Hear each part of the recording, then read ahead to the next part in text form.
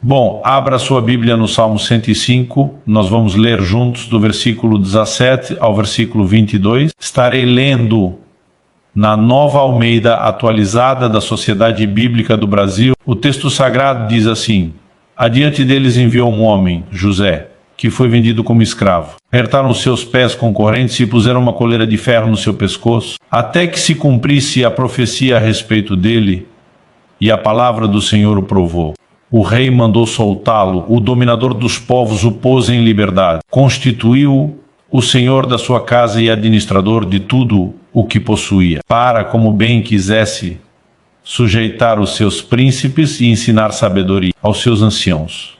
Eu quero tomar essa porção da palavra de Deus aqui no livro dos Salmos, porque ela nos apresenta algo muito especial. Na verdade, não é apenas um resumo da vida de José, é quase uma resenha do resumo. Aquilo que em Gênesis ocupa vários capítulos, aqui é condensado em poucos versículos, mas com uma profundidade impressionante. Eu cito com frequência 1 Coríntios 10, 11, onde o apóstolo Paulo afirma que tudo o que aconteceu com Israel foi registrado como exemplo e advertência para nós. Ou seja, essas histórias não são apenas relatos históricos, elas carregam princípios eternos para a nossa vida. O próprio Senhor Jesus fazia isso. Ele recorria a episódios do Antigo Testamento para ensinar verdades práticas aos seus discípulos. Quando ele diz, lembrai-vos da mulher de Ló, com uma única frase, ele ativa toda uma história e comunica lições profundas,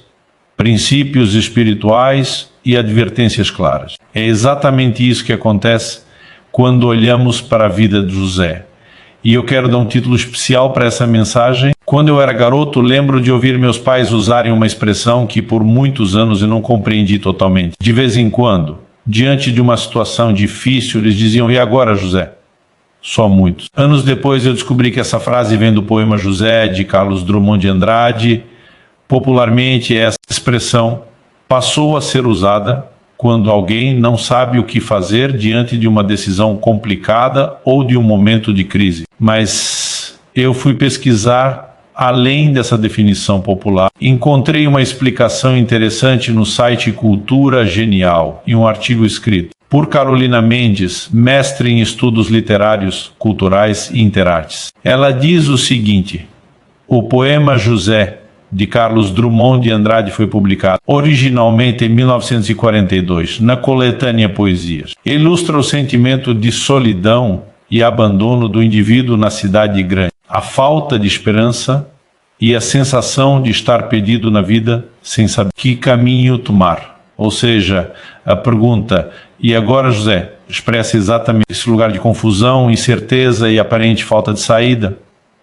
E é isso que torna a história bíblica de José tão poderosa, porque, diferentemente do José do poema, o José das Escrituras passa por situações extremamente difíceis. Rejeição, injustiça, prisão, mas nunca está perdido aos olhos de Deus. Mesmo quando tudo parece fora de controle, Deus está conduzindo a história com propósito. Décadas atrás, quando eu era criança, essa expressão era muito comum na cultura brasileira. Hoje, talvez os mais jovens nunca tenham ouvido falar dela, mas a pergunta continua atual. O que fazer quando a vida nos coloca em um beco sem saída? A resposta está na história de José e, acima de tudo, na fidelidade de Deus. Mensagem de Luciano Subirá. Se essa palavra edificou a sua vida, inscreva-se no canal, ative o sino e compartilhe para que mais pessoas sejam alcançadas. Escreva nos comentários de qual país você está assistindo. Que Deus abençoe profundamente a sua vida. E agora, José é mais ou menos uma pergunta. José é um nome muito comum, né? Talvez uma tentativa do autor de generalizar aquilo, mas acredito que o melhor José, a quem eu e você podemos dirigir uma pergunta sobre o que fazer em momentos e situações difíceis, não é o José do poema de Carlos Drummond de Andrade, é o José da Bíblia. Esse enfrentou situações difíceis como poucos, mas tem uma conduta, registrada nas Escrituras com a clara intenção de Deus de que eu e você aprendêssemos com isso. E por meio dessa sua conduta e do seu comportamento, ele nos responde como agir em situações difíceis. Então eu quero falar a respeito desse José, o filho de Jacó, né? No texto que nós lemos aqui em Salmo 105, nós vemos uma declaração onde atribui-se a soberania de Deus tudo aquilo que aconteceu. Uma conclusão que nós vemos que José posteriormente também vai chegar. O texto começa no verso 17, dizendo que adiante deles Deus enviou um homem, José. Então Deus está por trás dessa história. Não necessariamente estou aqui falando sobre um predeterminismo absoluto, né? Mas estamos falando da capacidade de Deus de gerenciar circunstâncias que eu e você não entendemos. Ele nos traz aqui o Salmo 105. Detalhes que você não lê lá no livro de Gênesis, quando o verso 18 diz: apertaram os seus pés com correntes e puseram uma coleira de ferro no seu pescoço. Alguém poderia perguntar, mas o livro de Gênesis não diz que isso aconteceu. No entanto, o livro de Gênesis diz que ele foi levado como escravo para uma terra distante, né? E o livro de Salmos, ainda que escrito muito tempo depois, estava muito mais próximo do contexto cultural deles do que nós. Então é uma leitura, né? Uma aplicação óbvia em cima das circunstâncias. Agora é esse homem, o versículo 19, né? E eu quero ler agora na tradução brasileira, uma versão antiga, que teve com um dos seus revisores, Rui Barbosa. A tradução brasileira apresenta esse versículo 19, dizendo assim: até que chegasse o tempo para o cumprimento da sua palavra, a promessa de Jeová o provou. É interessante notar que esse salmo diz que mesmo a promessa que Deus fez, né, que lhe dava um horizonte, que sinalizava um destino, que expressava a vontade de Deus, foi também a mesma palavra que o provou.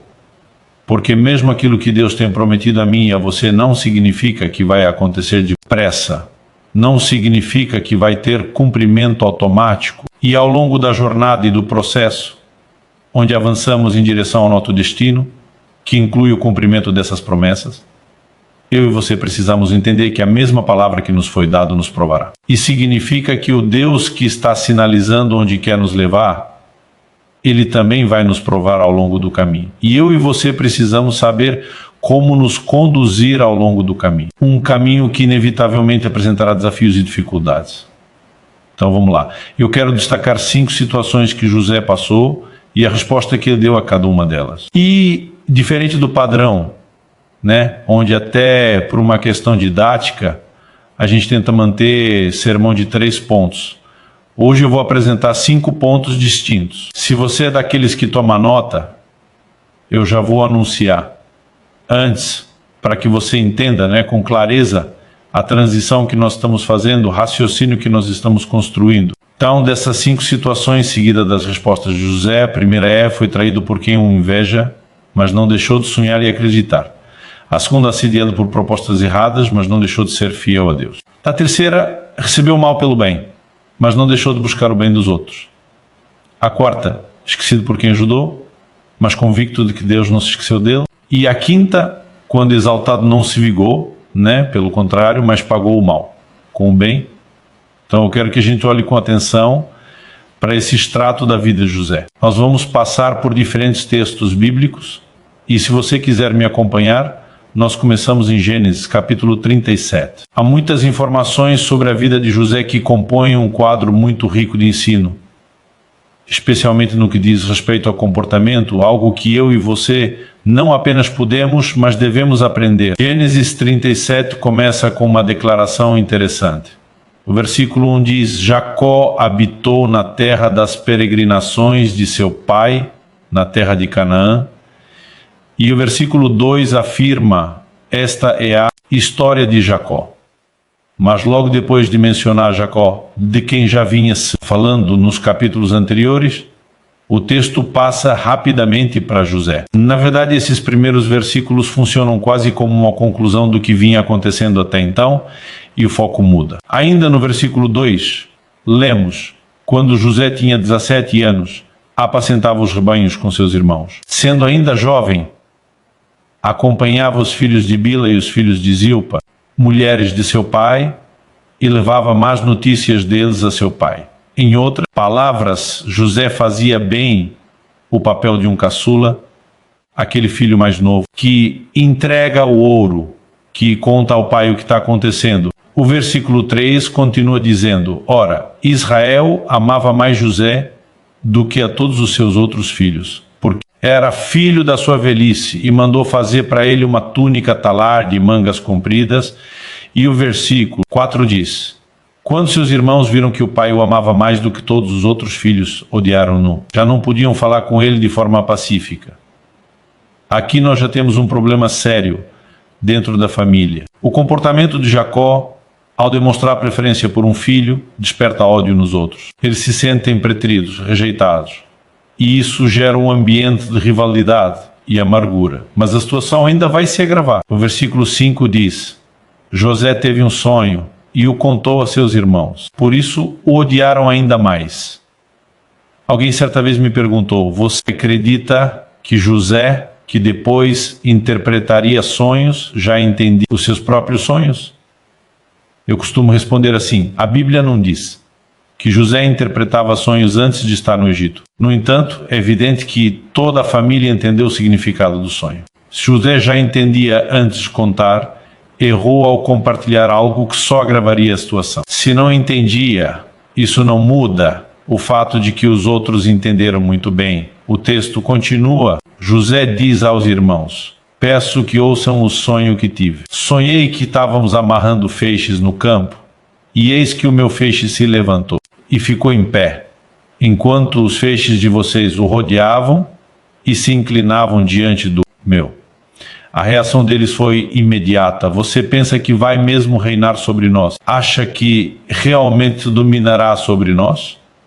E a Bíblia diz que, por causa dos sonhos e das palavras, eles passaram a odiá-lo ainda mais. José teve ainda outro sonho e contou aos irmãos: sonhei também que o sol, a lua e 11 estrelas se inclinavam diante de mim. Quando ele contou esse sonho ao pai e aos irmãos, o pai o repreendeu: que sonho é esse que você teve? Quer dizer que eu, sua mãe e seus irmãos viremos nos inclinar até o chão diante de você? O versículo 11 traz uma observação muito importante. Os irmãos tinham inveja dele. O pai, no entanto, guardou aquilo no coração. Apesar de tê-lo repreendido, Jacó percebe que há algo ali. E aqui entra um elemento cultural muito forte, que muitas vezes nós não entendemos bem hoje a autoridade de um patriarca. Naquele contexto, a força de governo de um pai sobre sua casa não era pequena. A família era vista como o embrião de uma nação. Quando Deus disse a Abraão: em ti serão benditas todas as famílias da terra. Essa palavra, famílias, também carrega a ideia de povos, de linhagens. O pai repreende José porque ele é um dos mais novos, como quem diz. Você está afirmando que o governo vai passar para suas mãos? Que eu, sua mãe e seus irmãos vamos nos curvar diante de você? Ninguém entendia aquilo plenamente, mas a Bíblia diz que Jacó guardava essas coisas no coração, assim, como Maria guardava palavras que ainda não compreendia totalmente. A verdade é que, a partir daqui, a inveja dos irmãos começa a se manifestar de forma cada vez mais perigosa. Quando chegamos aos versículos 18, 19 e 20, há uma frase reveladora. Ela mostra que a inveja provocada pelos sonhos era ainda maior do que a inveja por ele ser o filho preferido. O texto diz: de longe o viram, e antes que ele chegasse, conspiraram contra ele para o matar. E disseram uns aos outros: lá vem o grande sonhador. Essa expressão, lá vem o sonhador, não é apenas ironia, é desprezo, é rejeição. É o desejo de eliminar aquilo que Deus havia revelado. E é a partir daqui que a história de José entra no seu momento mais sombrio. Mas também no início do cumprimento do propósito de Deus. Venham, pois, agora. Vamos matá-lo, jogar o corpo dele numa dessas cisternas. Diremos que o animal selvagem devorou. Vejamos em que vão dar os sonhos dele. Agora, a guerra não é mais apenas com a pessoa do irmão, né? É um protesto e uma guerra contra os sonhos. Vamos ver se isso se mantém de pé. Quando a Bíblia está dizendo lá no Salmo 105 que a palavra do Senhor o provou, é evidente que esses sonhos vinham de Deus. É evidente que Deus comunicava aquilo que faria. Mas a mesma palavra que sinalizava o destino, né, de José também o provou, ele agora começa a enfrentar circunstâncias difíceis. E a primeira delas, como dissemos, é que ele foi traído por quem inveja, mas não deixou de sonhar. Como sabemos que não deixou de sonhar? A maneira como José se conduz mostra que algo estava aceso no seu coração. Ele é vendido pelos seus irmãos como escravos.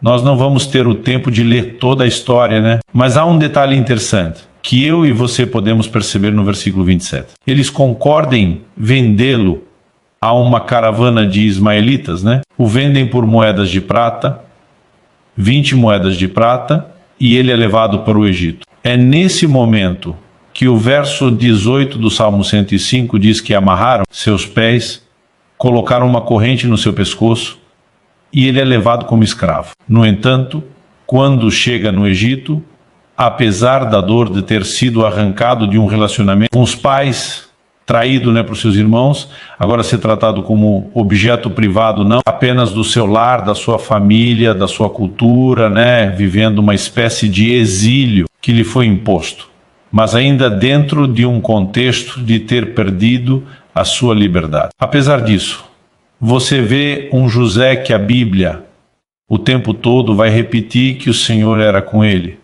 E não, apenas o Senhor era com ele, mas você vê um José dedicado, um José aplicado.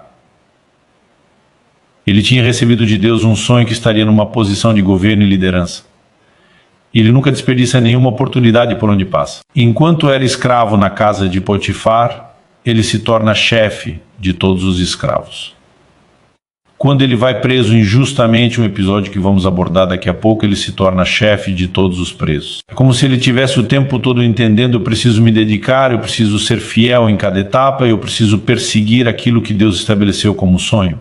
E o comportamento dele sinaliza algo que eu vejo muita gente jogar fora, porque muitos, quando surgem as provas, eles desanimam. O próprio Senhor Jesus diz isso em Mateus 13, na parábola, né, do semeador. Ele fala de uma semente que cai em solo rochoso, que é aquele tipo de semente que não desenvolveu profundidade. E ele diz: quando vêm as angústias, a perseguição por causa da palavra, eles logo desanimam. E eu e você podemos aprender uma lição com José. Não importa se a vida vai trazer surpresas ruins. Se nós vamos enfrentar reveses, nós podemos permanecer crendo e sonhando. Porque quem permanece crendo que recebe de Deus o melhor. Tiago capítulo 1 começa falando sobre sabedoria. Se algum de vocês tem falta de sabedoria, peça a Deus, mas depois ele amplia o assunto para muito mais do que sabedoria. E dispa, porém, com fé, não duvidando. Porque o que duvida é semelhante à onda do mar, que é levada e agitada pelo vento. Ele arremata, dizendo: não pense tal homem que receberá do Senhor coisa alguma. Eu e você não vamos experimentar nada de Deus, a não ser por fé, porque está escrito: o justo viverá da fé. Sem fé é impossível agradar a Deus. E nós precisamos entender a importância de ter uma postura de fé, permanecer crendo e sonhando a despeito do que nós enfrentamos. E quando tudo parecia, né, estar assim, funcionando de forma tão contrária à palavra de Deus, contradizendo aquilo que Deus tinha sinalizado. Existe um José que, mesmo entendendo o que está acontecendo, ele tem uma postura, né, de quem no seu interior está dizendo: Deus não perdeu o controle. Ele é fiel naquilo que fala, ele é fiel naquilo que promete. Eu não sei como as coisas vão mudar, quando haverão os desdobramentos necessários, mas Deus segue no comando. E se há uma lição que eu e você podemos receber do melhor José para nos ensinar, quando eu e você perguntamos: e agora, José? Essa. Não importa o que você tenha enfrentado, os reves que você esteja passando, não deixe de sonhar e acreditar naquilo que Deus tem falado a seu respeito. E em segundo lugar, nós lemos, e agora eu quero que você pule comigo para Gênesis capítulo 39, nós lemos que ele foi assediado por propostas erradas, mas não deixou de ser fiel, né? E isso nos traz uma outra lição poderosa. Então, em Gênesis, no capítulo 39, ao longo do capítulo 37, a Bíblia transiciona da história de Jacó para José. Em algum momento depois de José ter sido vendido pelos seus irmãos, nós lemos que Rúben, o primogênito, o irmão mais velho, no início de suado, os irmãos não vão matar, não joga na cisterna. A Bíblia diz que ele tinha intenção de livrá-lo dos seus irmãos, depois restituí-lo ao pai. Mas a Bíblia diz que Judá era o quarto, né? Rúben era o mais velho. Depois de Rúben ainda tinha Levi e Simeão. E na sequência dos 12 filhos, Judá era o quarto. Judá se aproveita da ausência de Rúben e diz, vamos vender o menino. Quando Rúben volta e descobre o que aconteceu, ele entra em desespero e não havia mais nada a ser feito. Judá foi quem liderou, aquele processo de traição. Talvez esse seja o motivo pelo qual, no capítulo 38, a Bíblia destaca um tempo para falar de Judá, que se aparta dos seus irmãos. Não sabemos se foi a culpa, não sabemos se aquilo gerou alguma confusão posterior, mas ele se isola. Depois a Bíblia volta no capítulo 39, nos dando informações sobre José agora já no Egito. Então, a partir do versículo 1, a Bíblia diz que Potifar, capitão, da guarda, comandante da guarda, oficial de Faraó, comprou José dos ismaelitas. O versículo 2 diz, o Senhor Deus estava com José, que veio a ser homem próspero e estava na casa de seu dono egípcio. Potifar viu que o Senhor estava com José e que tudo que ele fazia o Senhor prosperava em suas mãos. Assim, José achou o favor diante dos olhos do seu dono e o servia. E ele pôs José por mordomo de toda a sua casa. Ele passou às mãos tudo o que tinha. E desde que Potifar o fez mordomo de sua casa, encarregado de tudo que tinha, o Senhor abençoou a casa do egípcio por causa de José. A bênção do Senhor estava sobre tudo o que tinha, tanto em casa como no campo. Potifar confiou tudo o que tinha às mãos de José, de maneira que não se preocupava com nada, a não ser com o pão que comia. Aqui nós vemos José mesmo numa situação difícil, vivendo, experimentando a presença de Deus, a graça de Deus, o favor do Senhor. E se existe algo que eu e você precisamos entender é que não são as circunstâncias que dizem. Se eu temos ou não Deus do nosso lado, porque Ele disse que estaria do nosso lado. Nós podemos olhar para qualquer tipo de circunstância, favorável ou não, e dizer, o Senhor está conosco. A conduta e a postura de José é impressionante. Ele decide viver não como escravo. Ele decide viver não na amargura dos reveses que enfrentou, mas o tempo todo a Bíblia diz, o Senhor era com ele. E a manifestação daquela presença era evidente. Os resultados que José tinha não eram fruto apenas de uma boa administração. A graça, o favor de Deus está sobre ele. No entanto, José começa a ganhar destaque. E ele começa a ter uma figura, uma projeção como alguém que é mais do que um escravo. Versículo 6 termina nos dando uma informação que prepara o relato que vem a seguir. Versículo 6 termina dizendo, José tinha um belo porte e boa aparência. Traduzindo uma linguagem atual, o bicho era saradão ajeitado, Alguém diz que parece preconceito, que o homem não chama outro homem de bonito. Mas eu, na verdade, só estou lendo a Bíblia. Belo porte e boa aparência. E o que acontece? Versículo 7. Assim, depois de algum tempo, a mulher de Potifar pôs os olhos em José. E aqui começa o assédio, começam as propostas. Pisa os olhos em José. Ele disse, venha para a cama comigo. Ele, porém, recusou e disse à mulher do seu dono, escuta, o meu senhor não se preocupa com nada do que existe nessa casa, porque eu estou aqui. Tudo o que tem, ele passou às minhas mãos. Não há ninguém nessa casa que esteja acima de mim. Ele não me veio, dou nada, a não ser a senhora. Porque a mulher dele, como pois cometeria tamanha maldade e pecaria contra Deus. O que nós temos aqui não é a recusa a uma proposta. Essa é a proposta inicial. E aqui nós temos o posicionamento firme de José. Mas o versículo 10 diz, ela falava com José todos os dias, mas ele não lhe dava ouvidos, recusando-se ir para a cama com ela e a ficar perto dela. Então ele foi assediado com propostas ou por propostas erradas. Mas qual é o posicionamento de José? Não deixou de ser fiel. É lógico que a fidelidade expressa aqui não é só Potifar. Ele é claro em dizer, Eu não sei se esse texto só mostra um padrão comum e cultural da época ou se, de alguma forma, o Potifar desconfiado com o que tinha em casa. Mas há uma restrição específica. Potifar disse, você comanda tudo aqui, mas esse limite você não ultrapassa. Mas a preocupação de José não é ser fiel apenas ao homem que agora é o seu possuidor, o seu senhor, o seu dono. A preocupação de José é quando ele olha para a mulher e diz, como cometeria eu tamanha maldade? Como eu pecaria contra Deus? Nesse momento, José traz à luz algo importante para mim e para você. Eu vejo pessoas que quando elas começam a enfrentar dificuldades às vezes, elas não apenas desanimam em relação a crer e sonhar naquilo que Deus tem, mas abrem rapidamente mão dos seus valores. Me lembro de um dia que eu estou conversando com uma pessoa que havia destruído o seu casamento com repetidos atos de infidelidade, e digo para ele: como você chega a esse ponto? Falou: pastor, a minha mulher me irritou tanto nos últimos meses, mas tanto, que eu fiquei com tanta raiva dela que eu fui lá e me vinguei. Eu olhei para ele e falei: e que culpa Deus tem nisso? Ele olhou e disse: como assim? Eu falei: você não feriu só a sua mulher, você afrontou Deus que te salvou, o sangue de Cristo que te redimiu, você trouxe desgraça sobre a sua casa, má testemunho para o reino de Deus. Eu quero saber o que foi que Deus te fez para você fazer isso contra ele. Ele me olha com uma cara de que pela primeira vez ele está lembrando que Deus também está na história, que Deus deveria ter sido levado em consideração desde o início.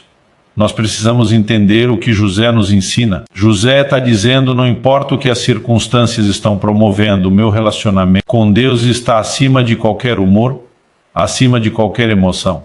A minha fidelidade a Ele vem acima de tudo, preste atenção. Em 1 Samuel 2,30, Deus diz: eu honro aqueles que me honram. E significa, qual é a ordem? Que Deus vai dar honra àqueles de nós que o honramos.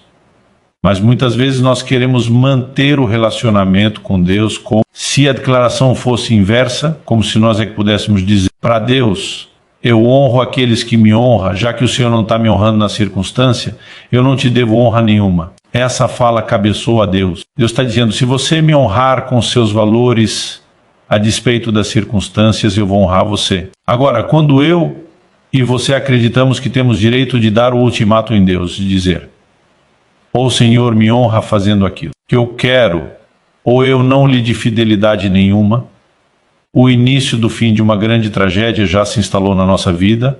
E ao olhar para José, eu percebo uma postura não de se rebelar contra Deus, não de chutar o balde, não de meter o pé na jaca, mas de alguém que diz: eu vou ser fiel a Deus, custe o que custar. José entende que quem é fiel no pouco, como disse Jesus, também será fiel no muito. Se eu e você não sabemos ser fiéis no pouco, por que é que Deus vai nos promover para muito? E fidelidade não é só no que fazemos. Você percebe fidelidade de José desde os mínimos detalhes. Não é apenas uma fidelidade a Potifar, é a Deus. Deus me chamou para de alguma forma liderar. Eu vou me esmerar, eu vou aprender, eu vou me dedicar em cada estágio.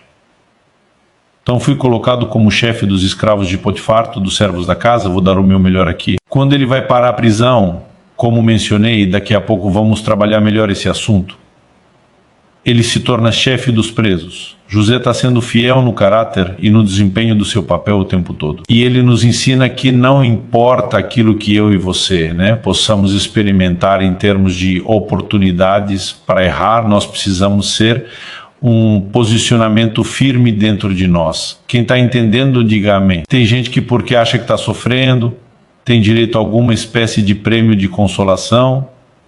Então, já que Deus não mudou minha sorte, já que as coisas estão difíceis, eu de alguma forma concluo que eu tenho direito a um prêmio de consolação e que talvez ter algum tipo de prazer, ainda que restrito por Deus, nem seja tão errado. E quando enveredamos por este tipo de pensamento que é maligno, nós nos distanciamos do propósito de Deus. Mas quem quer seguir o trilho do propósito de Deus, sabendo que o mesmo Deus que nos faz promessas também nos prova ao longo do caminho, nos testa ao longo do caminho, sabe que não pode deixar de ser fiel. Terceiro lugar, ele recebeu o mal pelo bem. Quando nós olhamos para o episódio de Potifar, eu não vou ler aqui o capítulo todo, porque vai do versículo 10 até o 20, praticamente só a descrição de como a mulher é de Potifar. Agora, além de insistir com ele dia após dia, a Bíblia diz que um dia José entra na casa desavisado, não sabia que ela está sozinha, e não havia nenhum dos funcionários por perto. E ela dá o bote nele, o agarra dizendo: é hoje. Ele diz: é ruim. Como ela agarrou suas vestes, larga as vestes na mão dela e vaza. No entanto, essa mulher ofendida pela rejeição de um escravo, inventa uma história de que ele tinha tentado violentá-lo. Chama os sonsonários, conta a história, segura a roupa como prova, e quando Potifar volta, ela dá a sua versão. Foi suficiente para que Potifar o mandasse para a prisão. O mesmo José que quis honrar o Potifar dizendo: eu não pego contra ele e nem contra Deus. Agora é lançado pelo próprio Potifar de forma injusta. Nós sabemos se é o simples fato, né, de que era a palavra de um contra de outro, e Potifar não tinha condições de averiguar a história e talvez tenha feito a injustiça de forma inocente. Outros já acreditam que se houvesse de fato uma comprovação de uma tentativa, né, de um estupro, José não teria sido preso, José teria sido morto. Então, acredita-se que o fato dele ter sido levado para uma prisão, né, isso agora é só conjectura e especulação. Significa que de alguma forma o Potifar sabia o que é que ele tinha em casa, mas disse: eu preciso tirar José de cena. E talvez teria tentado amenizar a injustiça. De qualquer forma, isso não muda a injustiça que foi praticada. Em troca do bem que ele fez, ele recebe o mal. Agora, se recebeu o mal pelo bem, o que merece ser destacado quando a gente pergunta: e agora José? Por José da Bíblia, o filho de Jacó, não do poema, do Carlos Drummond de Andrade. Ele nos ensina que não importa se eu e você recebemos o mal pelo bem que fizemos. Nós não podemos deixar de buscar o bem dos outros enquanto ele está preso. A palavra de Deus destaca a preocupação dele com os outros presos. Olha, Gênesis 40, de 5 a 8. O texto diz assim: a respeito do copeiro e do padeiro do rei, do faraó, que foram parar a prisão. A Bíblia diz: e os dois sonharam, cada um seu sonho na mesma noite, cada sonho com seu próprio significado. O copeiro e o padeiro do rei do Egito, que se achavam encarcerados. Quando José chegou pela manhã e viu-os, eis que estavam preocupados. Então perguntou aos oficiais de Faraó que estavam com ele no cárcere da casa do seu senhor: por que vocês estão com a cara triste hoje? Eles responderam: tivemos um sonho e não há quem o interprete. José lhes disse: não pertencem a Deus as interpretações. Contem-me o sonho que tiveram. Irmão, fala sério. Qual é o tipo de preso que acorda pela manhã preocupado com o humor dos outros presos? A não ser quem tem um código de valores fortes do reino de Deus a ponto de dizer: a vida não gira só em torno de mim. Eu preciso me preocupar com o bem dos outros. Mas José, você está aqui porque recebeu o mal em troca do bem que fez alguém. E a postura de José é mais ou menos como quem disse: e daí? Eu lembro de uma ocasião que uma pessoa me perguntou, eu disse: pastor, eu não te entendo, tem alguma coisa que o senhor precisa me explicar? Ele falou: ou você é um homem de Deus com alguma compreensão que eu ainda não tive, ou você é um camaleão, um fingido, né, que tenta se passar por alguma coisa que não é. Eu falei: do que é que você está falando? Ele falou: soube que tal pessoa fez isso, isso e isso para você. Falei: tão exagerando a versão, mas um percentual disso é verdade. Ele falou: eu vi o Senhor honrando essa pessoa publicamente uma vez e já tinha acontecido. Eu falei: e daí? Ele falou: o cara que faz isso e o Senhor honra ele? Ele falou: me ajuda a entender o que eu não entendi ou admitir que o Senhor é um fingido. Falei: o que ele fez revela quem ele é. O que eu faço revela quem eu sou. No momento em que eu me baixo ao nível dele e tento só ser reativo ao comportamento dele, retribuindo e me igualo a ele, eu estou perdido. Eu falei: eu preciso de uma postura. Eu fiz o bem para ele. Ele me retribuiu com o mal.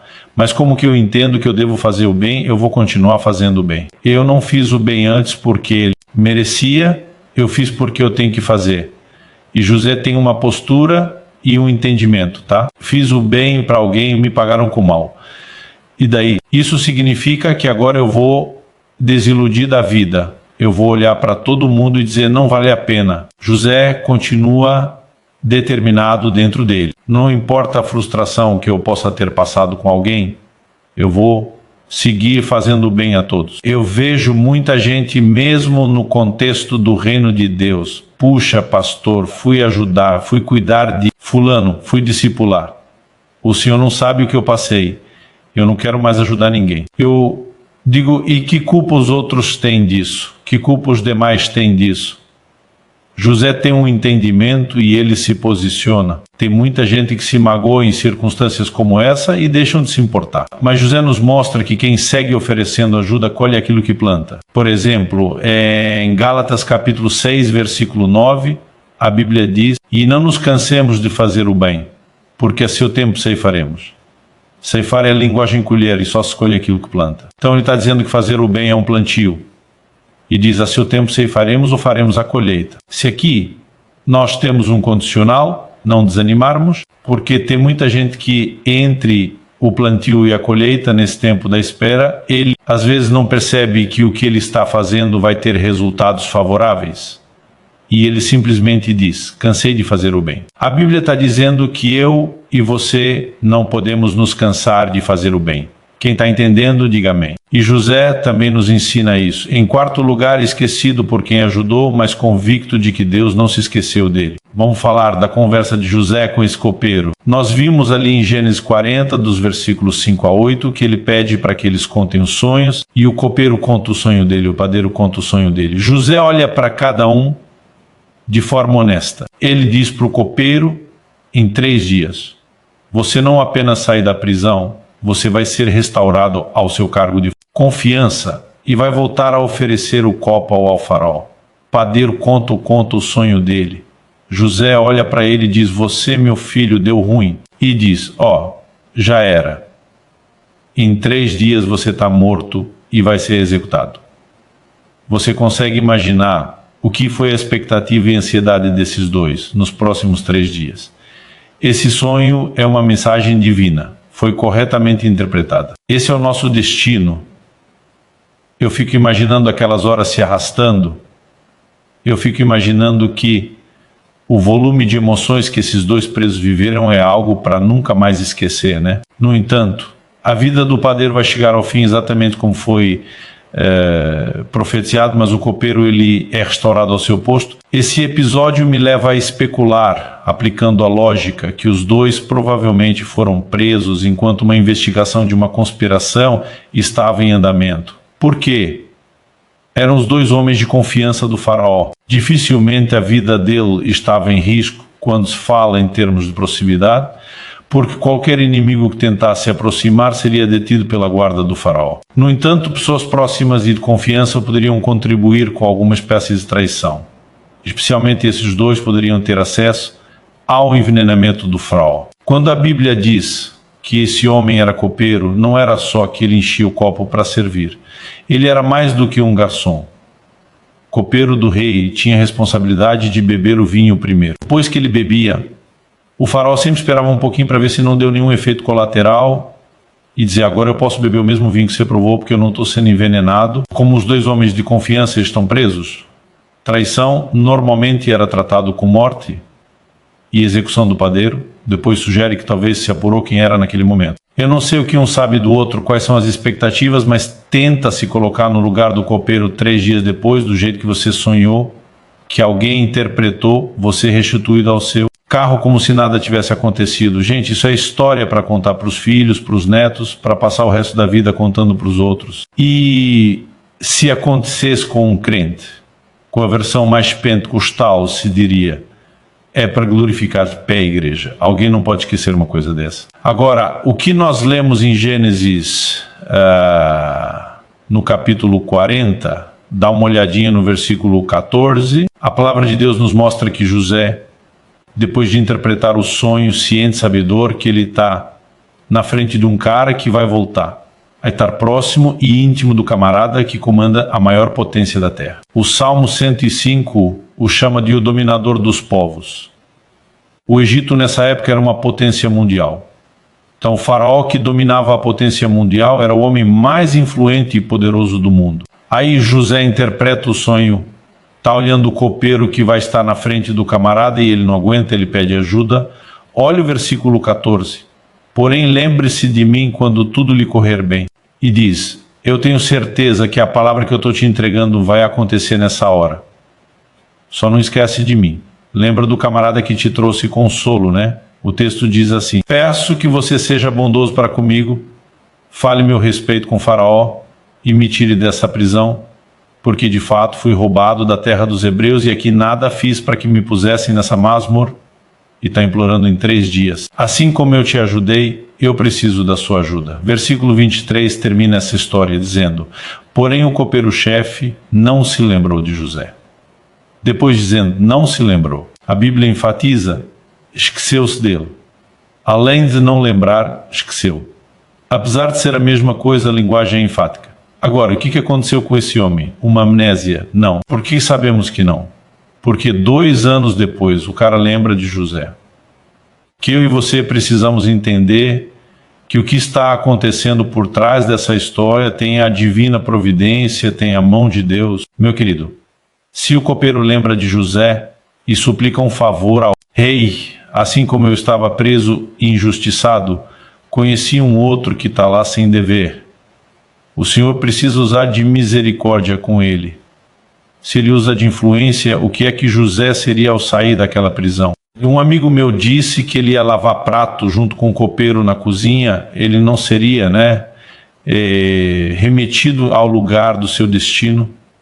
Além disso, José não está pronto. Ele é alguém que ainda está lamentando as suas dores. Lá na frente, vou falar disso daqui a pouco, quando tem um filho, o significado do nome do seu filho é Deus me fez esquecer, porque em algum momento ele vai superar a dor que ele está enfrentando. Mas nesse momento ele está lembrando muito bem, eu fui roubado da terra dos hebreus. O que fizeram comigo foi uma violência emocional, foi uma injustiça.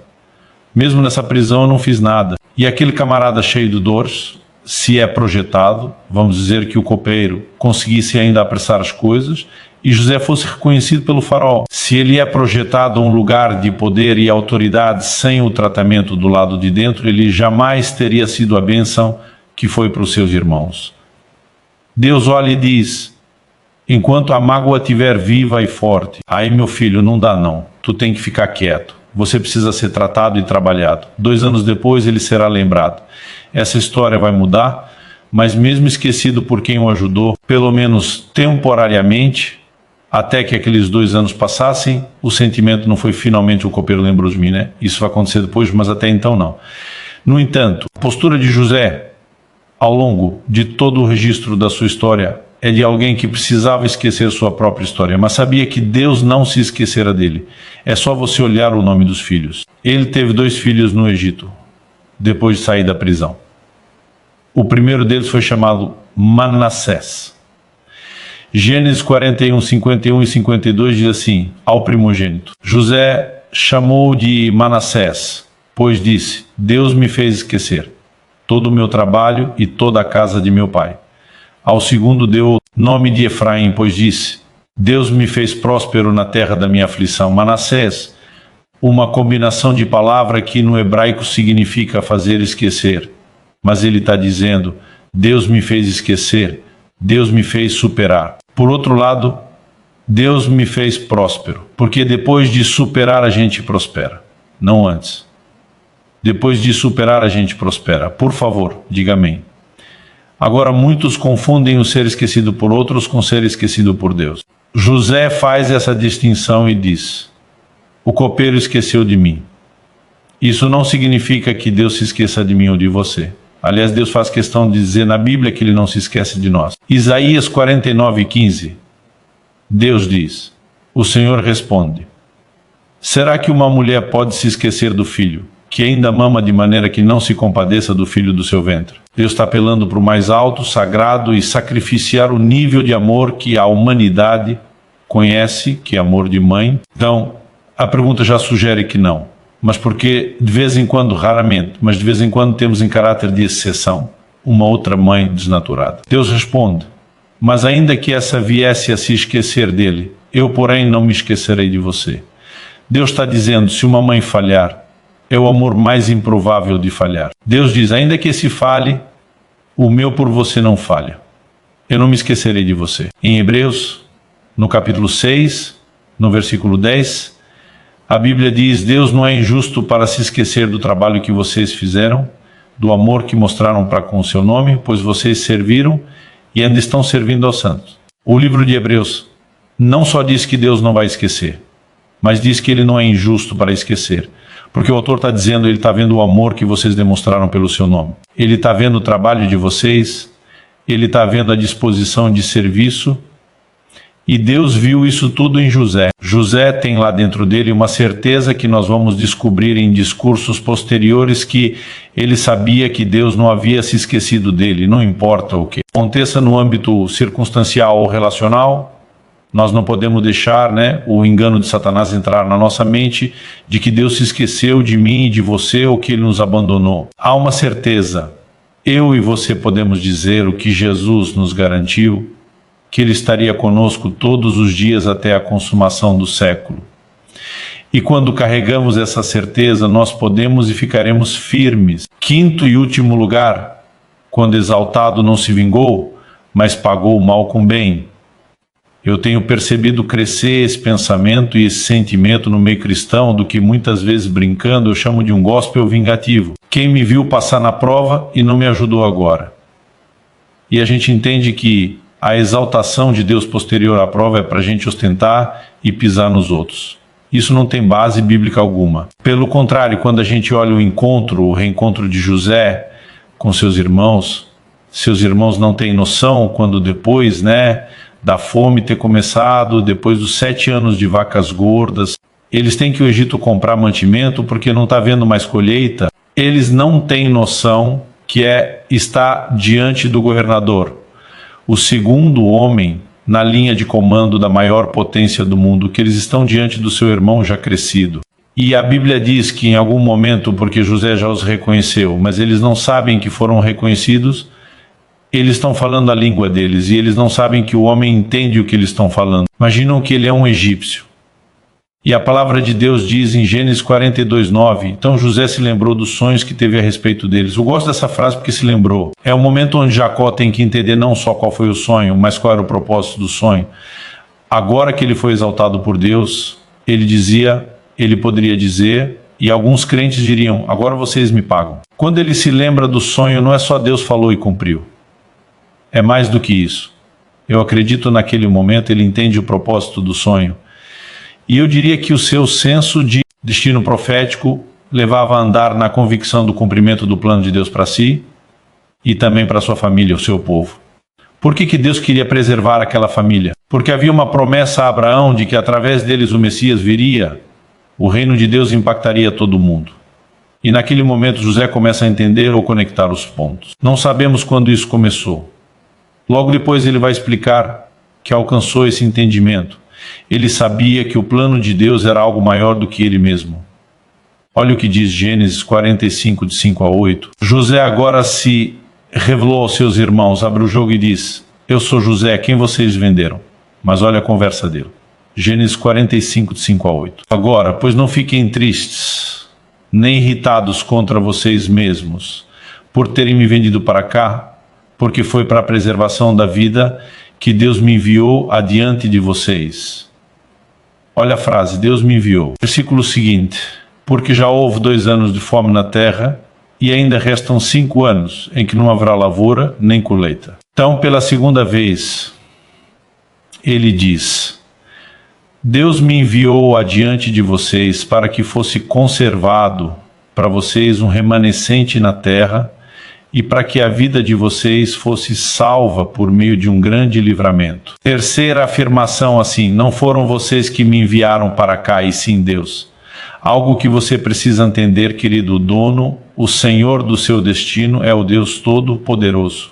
O meu e o seu destino não estão na mão das pessoas à nossa volta. José olha e diz, não foram vocês que me enviaram para cá. Assim, Deus, que fez de mim como que um pai de Faraó, senhor de toda a sua casa e como governador em toda a terra do Egito. De alguma forma, José entende que Deus permitiu que ele sofresse para salvar quem lhe fez mal, não para retribuir o mal.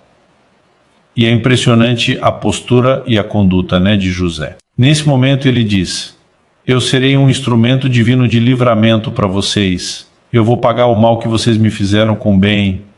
Eu vou sustentar vocês. Esse é o momento. Onde alguém poderia dizer, parece que o jogo mudou. Não é mesmo? Porque esse homem está sendo nobre com entendimento divino. De alguma forma, os seus irmãos não pareciam acreditar que depois da morte de Jacó, a mesma benevolência seria estendida. Jacó de seu Egito reencontra seu filho José, passa seus últimos anos lá. Mas quando finalmente Jacó morre, aí tem uma reunião de família. Gênesis 50, agora de 15 a 21 diz, vendo os irmãos de José, seu pai já era morto, disseram, é possível que José tenha ódio de nós. Certamente nos retribuirá todo o mal que lhe fizemos. Por isso, mandaram dizer a José, o seu pai, antes de morrer, últimos desejos dele, ordenou o seguinte, é isso que vocês dirão a José, perdoe por favor, a transgressão dos seus irmãos e o pecado que cometeram, porque eles lhe fizeram mal. Agora pedimos que perdoe a transgressão dos servos de Deus. Agora todo mundo virou servo de Deus. Perdoe a transgressão dos servos do Deus do seu pai. Ao ouvir essas palavras, José chorou. Eu particularmente não acho que ele chorou de mágoa, acho que ele chorou de dó. Acho que ele chora de compaixão do estado dos seus irmãos. Depois eram também os seus irmãos, prostraram-se diante dele, disseram: eis-nos aqui, somos seus servos. Mas José respondeu: eu amo esse versículo. Não tenham medo. Será que eu estou no lugar de Deus? José olha para os seus irmãos e diz: vocês estão de brincadeira? Vocês acham que eu vou confundir a minha posição? Vocês acham que por algum momento eu vou achar que eu sou uma espécie de sol nessa galáxia que todo está orbitando em torno de mim? E diz: eu vou tomar o lugar de Deus. Deus em torno de quem as coisas devem orbitar. São seus planos, a sua vontade e seu propósito. Não eu. Ele está olhando para os seus irmãos e a reação dele é como quem disse: vocês estão malucos. Olha o que ele diz no verso 20 de Gênesis 50. Vocês na verdade planejaram mal contra mim. Quando ele está dizendo que Deus o enviou, ele não está falando de um determinismo absoluto, que Deus fez com que eles fizessem o que era errado, porque senão isso não poderia nem ser tratado justamente como algo errado. Afinal de contas, só teriam feito o que Deus quis. Ele olha e diz: vocês foram ruins, foi maldade de vocês. Vocês queriam puxar o meu tapete. Vocês planejaram mal contra mim, mas ele diz: mas Deus o tornou em bem.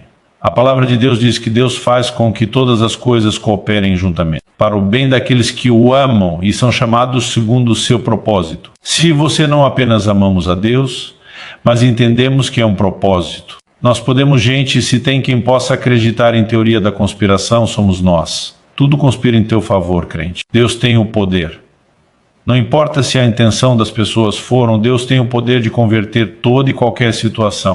Então José termina e diz: portanto, não tenham medo. Deus tornou o mal em bem para fazer, como estão vendo agora que se concebe a vida de muita gente. Não tenham medo, eu sustentarei vocês e os seus filhos. A Bíblia dizia assim: José os consolou e lhes falou ao coração. Esse homem que poderia, ter se entregado ao engano de acreditar que podia pagar o mal com o mal, ele entende uma ordenança clara que a Bíblia faz a mim e a você de pagar o mal com o bem. Mas ele não apenas entende isso. Ele entende isso porque ele se vê como parte de um plano maior. Gênesis 50 versos 24 e 25. Quando José está perto da morte, a Bíblia diz: José disse aos seus irmãos: eu vou morrer em breve, mas Deus certamente visitará vocês e fará com que saiam dessa terra para ir à terra de jurou de Abraão, Isaque e Jacó. E está dizendo: gente, é temporário. Em Gênesis 15, Deus já tinha dito a Abraão, a geração, a sua descendência vai ser peregrina em terra alheia, eles vão ficar por 400 anos, mas depois eles voltam para cá. Isso estava sendo comunicado de geração em geração. Com certeza Abraão comunicou a Isaque. Isaque comunicou a Jacó. Jacó chega no Egito e diz: nós vamos ficar aqui, fugindo da fome. Nos estabeleceremos por um tempo. Mas em algum momento Deus vai nos visitar. Em algum momento Deus vai nos tirar daqui. Ele vai nos mover para o cumprimento do seu propósito. Então a Bíblia diz: José pediu aos filhos de Israel que fizessem um juramento dizendo: Deus certamente visitará vocês, e quando isso acontecer, leve os meus ossos daqui. Ele está dizendo: eu não tenho direito de achar que as coisas vão orbitar em torno de mim, porque o único que tem esse direito é Deus. Esse Deus tem um plano maior. Estou contribuindo temporariamente para que esse plano não seja sacrificado, mas o plano será retomado. E é justamente esse entendimento que nos ajuda a distinguir. Muitos se prendem às mágoas, porque acham que as coisas giram só em torno deles. Gente que depois de receber como paga o mal pelo bem que fez, não quer mais ajudar os outros, é porque acha que tudo gira só em torno deles. Gente que em um momento como esse semelhante a José quer se vingar, é porque não entendeu que o plano de Deus, a visão de liderança não é a posição para você se aproveitar, é sempre um lugar para servir, é sempre um lugar para abençoar. José, ele enxergava além desse âmbito meramente pessoal, e isso o ajudou a não apenas ser bênção na vida de outros, mas dessa forma ser abençoado por Deus. Quem está entendendo, diga amém. José apresentou algumas características que fizeram dele um vencedor. Nós sabemos que ele cultiva a presença de Deus. Gênesis vai dizer que na casa do Potifar o Senhor era com ele. Na prisão o Senhor era com ele, né? Há menções. O livro dos Salmos diz: o Senhor o enviou adiante deles. O tempo todo a história de José está conectada, né? Ou com a manifestação da presença de Deus ou do governo de Deus. Estevão, em Atos, no capítulo 7, na sua pregação, nos versículos 9 e 10, resume a vida de José de uma maneira ainda mais curta que o Salmo 105. E ele diz: os patriarcas invejosos de José venderam-no para ser levado para o Egito.